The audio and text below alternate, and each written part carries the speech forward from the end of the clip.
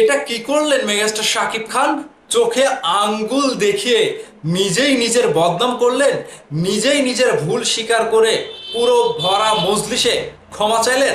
ভাইরে ভাই, শাকিব খান কি তাহলে বোকা? শাকিব খানের এমন বক্তব্য সোশ্যাল মিডিয়াতে আসার সাথে সাথেই একটা কথা উঠেছে, শাকিব খান নিজেই নিজের বদনামটা করলেন কি জন্যে।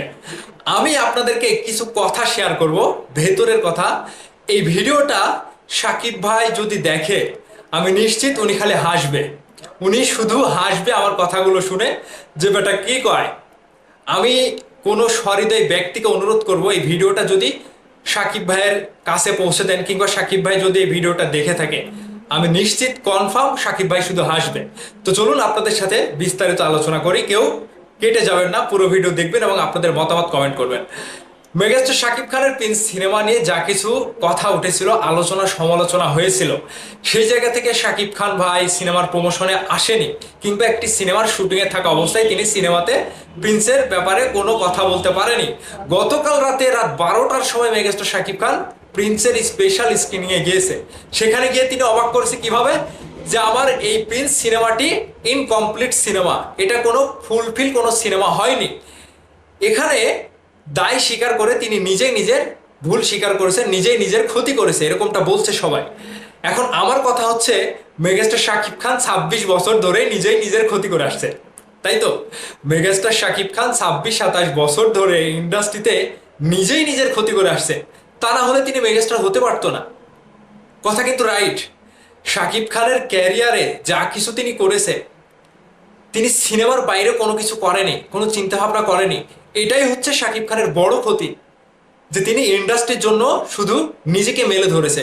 পাশাপাশি অন্য চলচ্চিত্রের নায়কেরা যারা সিনেমা তৈরি করে, তারা নিজের ভুল স্বীকার করেনি। এখন অনেকেই অবাক হচ্ছে যে এটা কেমন প্রমোশনটা ভাই।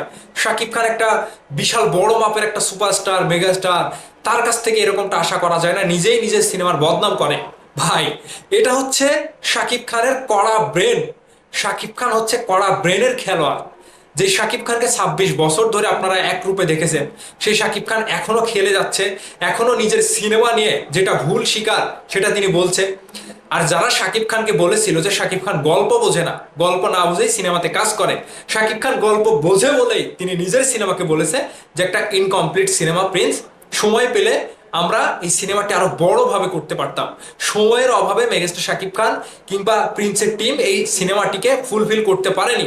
অনেক গল্প সেখান থেকে শর্ট আকারে করা হয়েছে। তো সেই জায়গা থেকে আমি একটা কথাই বলবো, যে নিজের দোষ কয়জনে স্বীকার করে বলেন? মেগাস্টার শাকিব খান যে এত বড় মনের মানুষ, এত বড় মনের পরিচয় দিল, নিজের সিনেমাকে নিয়ে তিনি এরকমটা বলেছে, ভরা মজলিসে লাইভ টেলিকাস্ট চলছিল দেশের প্রত্যেকটা টেলিভিশন চ্যানেলে। সেখানে শাকিব খানের এমন বক্তব্যে সবাই অবাক, কিরে ভাই, এই শাকিব খানের মুখে এরকম কথা শুনছি? ভাই, একটি কথায়, মেগাস্টার শাকিব খানের একটা কথায় সবকিছু তছনছ। যত অভিযোগ ছিল, যত যা আলোচনা সমালোচনা সমালোচনা ছিল, সবকিছু উড়ে গিয়েছে।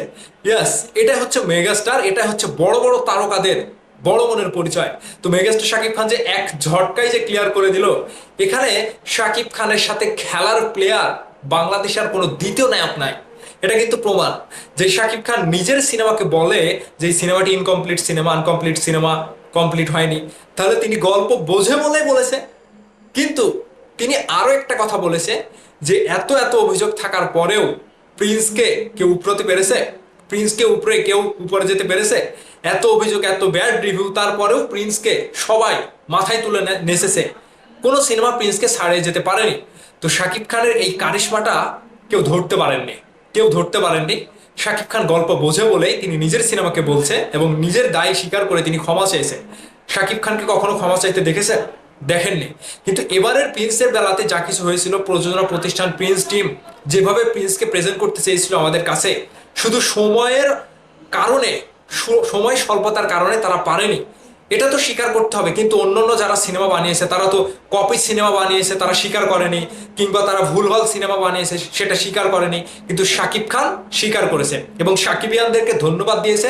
বাংলাদেশের প্রত্যেকটা জনগণকে, প্রত্যেকটা দর্শককে ধন্যবাদ দিয়েছে আমাকে ভালোবাসার জন্য, তাকে ভালোবাসার জন্য। এটাই হচ্ছে বড় মনের পরিচয়, এটাই হচ্ছে মেগাস্টারের ক্যালমা। এই ক্যালমাটা যারা ধরতে পারেননি, তারা গরুর ধাঁধায় ঘুরছে। শাকিব খানে বলছেন যে শাকিব খান নিজের সিনেমার বদনাম করলো, নিজেই নিজের ক্ষতি করলো। ভাই, এরকম কিচ্ছু না। এটা শাকিব খান 26 বছর ধরে শাকিব খান নিজের ক্যারিয়ার নিয়ে, নিজের সিনেমা ইন্ডাস্ট্রি নিয়ে এভাবেই খেলে আসছে। শাকিব খানের ধারের কাছে যাওয়াও সম্ভব না।